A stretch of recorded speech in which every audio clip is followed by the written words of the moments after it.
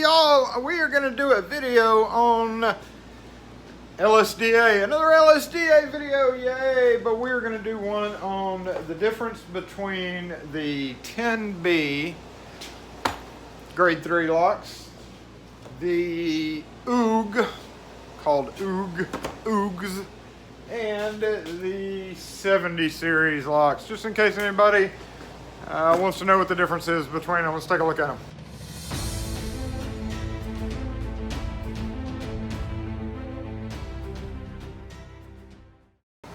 Alright, so the difference between the 10B series grade 3, the OOG grade 3, and the 70 series grade 3.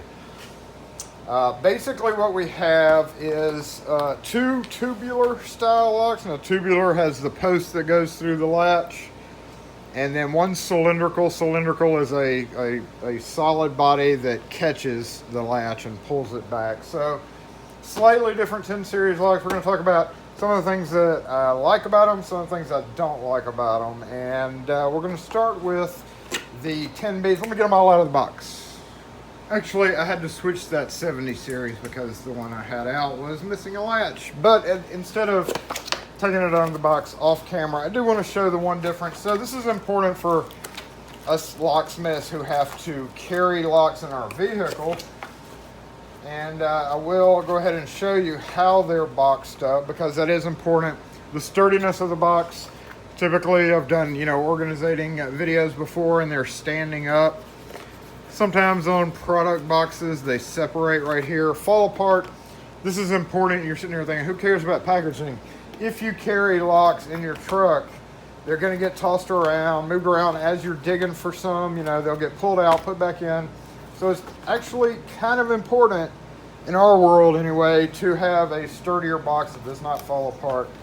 And as far as how they're packaged, when we're driving around all day, it does this, right? So it's important as to how things are packaged, as to whether or not this metal is going to rub up against this metal and cause issues with the finish. Very important thing. So I felt like I needed to just go ahead and show you how everything's packaged up. Each one of the knobs is packaged in the same bubble wrap little pocket deal. So we'll go ahead and pull this out. The 10B has the cardboard separator, the standard cylindrical latch that you can twist to set the back set, somehow twist it. Wait, how do you twist this? There, oh, there we go. Hey, and then that makes it 2 3/4. And cardboard separator bag with, again, important 1-inch, a little bit longer than 1-inch screws, and a pokey deal. And the knob screws. This one is a Weiser keyway. They come Schlage, Weiser, and I believe Quickset, and the instructions. So I'm going to set this back, move this over just a bit. And the 70 series is basically a Quickset clone. It looks just like Quickset. Built almost exactly like Quickset. The keys always come hanging on the center post. Same bag. And we can see one of the main differences is this is a steel spindle steel instead of it being plastic like Quickset does. But just an important note, the keys are hanging from the center post. It comes with the standard, not really the standard, but a Quickset latch. Now, one problem with these is this is, while it is beefier in this area, this is made to pop off, and you can use this as drive-in. I really, y'all, if you can possibly avoid it, I really try to avoid drive-in spring latches. Deadbolts is okay, but spring latches, it hits all the time. You're much better off really with this supporting layer of metal. So try not to, unless it's a mobile home installation where you can't help it. That's pretty much the only real need you would need to do. A drive-in installation is on a mobile home. But otherwise, you can pop that off, pop this on, and then it comes with the square corner, in case you have a square corner instead of round corner. They call this the 6-way latch. Now, if you're looking through an IDN catalog, you'll see a whole bunch of, 6-way, 4-way, and I would love to get these with the 4-way latch, because again, when you're switching out some brands, this is bigger than the hole, and you do a lot of times have to make the 1-inch hole bigger for that to fit in. Not all the time, but quite a fair bit. As well as this type of faceplate needs to go down a little bit deeper. So almost invariably, if you're going to sell these, you're going to need to have your chisel and your 1-inch drill bit ready to possibly modify the door. Other than that, it does come with short screws compared to the other one, just standard little short screws. I always carry store-bought a different, screws for these. I almost rarely, very rarely use those little screws. And lastly, the OOG is called, it's an OOG, and everybody calls it the OOG. Again, keys are in there. Now, OOGs, quickset style only comes quickset, obviously, and the OOG only comes a Wiser keyway. But with Wiser keyway, you can key it to a quickset key. We take our quickset key from, let's say, here, and you can key up a Wiser keyway to a quickset key. However, you cannot take the Wiser key and key it to a quickset. This is pretty much Locksmith 101. Wiser's thicker, will not work in a quickset lock. But I do prefer, now this, you've seen this lock everywhere. Ace Hardware makes one, Defiant makes one, Gatehouse makes one. This is not really from the same factory. I've compared minor differences in them, so it's not out of the exact same factory. A lot of locks you would think that it's just rebranded differently. If we look around the corner here, we'll see made in Taiwan right there. Made in China for the 70 series, look at that. And made in Taiwan for the other one. Oh, and it does have the built-in cancer warning sticker on that, so that's a brand new one. I had a conversation with somebody about China versus Taiwan products, and they really seem to think or felt that even if it says Taiwan, it's been rebranded from a Chinese product. So actually, some Taiwan products are just going to be rebranded from China. You don't know the components. Components, American components, Russian components, all made in Taiwan. But if we look here, we see, again, we go back to the longer, thank you, a little bit longer than 1-inch screws. Again, the latch, we can take a closer look at this, is slightly different than the quickset. Quickset has this brass. For some reason, we have this mismatch of color. That is just how it is. I don't know if this latch came... no, I don't have another OOG. I've got some in the truck, but... so that's one thing. You're going to have a little bit of a mismatched color right there because that color... I almost feel like this is for a chrome, but I think the OOGs only come in this. That's it. There's no options. With this one, you can get it in chrome and antique brass.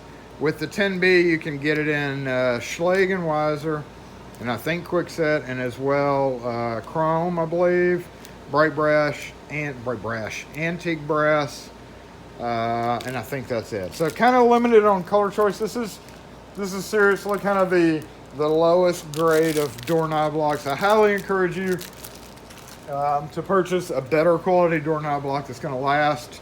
These are perfect for, short-term use, rental use, remodeling use, stuff like that. You say short-term, but almost invariably, people always use it forever, as long as it takes to break. Now, again, going back to the tubular, we see tubular design, we see cylindrical or tubular design here. So both of these are the tubular. Cylindrical is this style, and a little bit different where you can lock it, you can push it in and then use the tip of your finger and push down and turn that. You see it does have a little slit that you can kind of grab to do that, but that leaves it in the lock state so that it kind of acts like a storeroom function lock. You don't have to worry about unlocking the door, or relocking the door. You can just leave it that way. But that is what we call the moneymaker in the locksmith trade. People who do that lock themselves out and have to call locksmiths to get into their house. So We don't recommend homeowners do that, but you can. If you push it in and turn it and it's unlocked.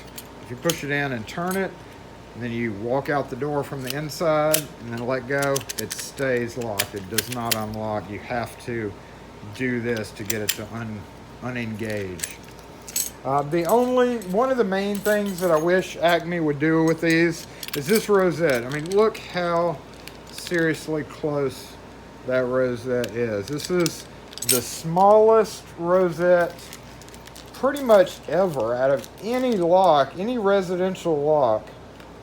And LSDA or Acme, if you're watching, please, y'all try to do something about this, because the problem you run into is when you take, say, this off of a door and you try to replace it with this. Oh wait, that matches. This is, well, that kind of matches too. For some reason, listen, I know that didn't look good, but this is just so small. I don't know if it feels smaller because it's got such a ramp. This could just be, this whole part right here could be a little bit more streamlined to me. I don't know, your R&D people need to work on that a little bit, but I feel like if y'all could maybe increase the size. Now, you know, the grade 2 like this are much bigger. And I don't mean it that big, but I mean just a little bit bigger, because I do feel like even though that matched up by view, when you pop one of these off and you put one of these on and somebody has painted around it, you can almost always see a very thin ring going around after new installation. So as far as the 10B, it would be a great lock. I feel like it would be a great lock, except for that diameter issue right there. The latches are pretty specific to this. If you look, you'll see how far that pokes out. Kind of weird how far it pokes out. Really, usually they're kind of recessed a little bit more. But you do need an exact, you know, hole. This is very dependent on your prep. Oh, right. I guess I need to fix this latch back to 2 3/8. There we go. Wait, go back in. I just really feel like the prep, the style, everything about this really kind of would really like to be tweaked. Otherwise, it would be a great choice. I only use it for direct replacement.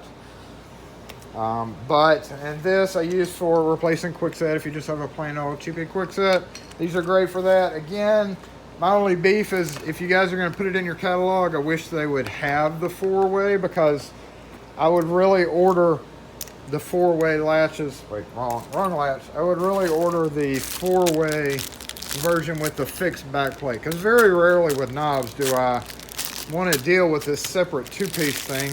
When you're putting these on doors, you kind of, you know, if it gets cocked kind of sideways like that, you know, that's going to cause an issue with it working. It makes it just a little too finicky. So I'd love to see more of an option, stocking option with just the fixed plate latch. It would be great. I would order them specifically. I would not order these at all. I would order the 4-way or the fixed plate latch for sure. And with these, you have a straight on shot. Again, let me show you one thing with the 10B. This is kind of a quirk. You do have to, let me see, I can't remember if you have to or not. You may have to turn the key, but you definitely have to turn the knob to access the retainer there. And let's see. I can't remember offhand if you have to turn the key as well. Yeah, I think you do on these. So these are a little bit finicky. It's much harder to do in your hand. So I usually push in right here, keep my thumb stuck in that hole, turn the key, and then turn the knob to access the retainer, and then push in and push the knob off. So it's a little awkward to do. It's much easier to do if it's on the door. You just turn the knob, turn the key, and do it. So you got to remember that if you are switching one of these out and you do not have the key for it, some brands allow you to push this retainer without having the key, and some do not. And this one, let me just double check. I didn't think it did, but it does not allow you to push the retainer in. Thus, if you have no key for that, that means you do have to pick the lock and get it to turn And the reason why is because some brands of these have this poking into the mechanism here, which basically is blocking that retainer. So you do have to, if it's in the rest position, it's blocking you from pushing the retainer in, which is why you have to turn the key. And knobs like other brands that does not have this but attaches differently, you don't have to have that. So there's a little bit of a tweak there that you definitely would be having to pick this to be able to rekey it. A little bit of a problem, but not big. One last thing, if we look at the strike plates, one very important thing here with our soil, we have a lot of shifting, is this tall. The 70 series is smaller, a little bit kind of smaller, might cause issues. And then going over to the OOG is the same thing. So there we go. If y'all have any questions or comments on any of these three or any other LSDA products, I'm pretty familiar with them all. Go ahead and hit me in the comments with that question. Otherwise, I appreciate you guys watching, and we will catch you next video.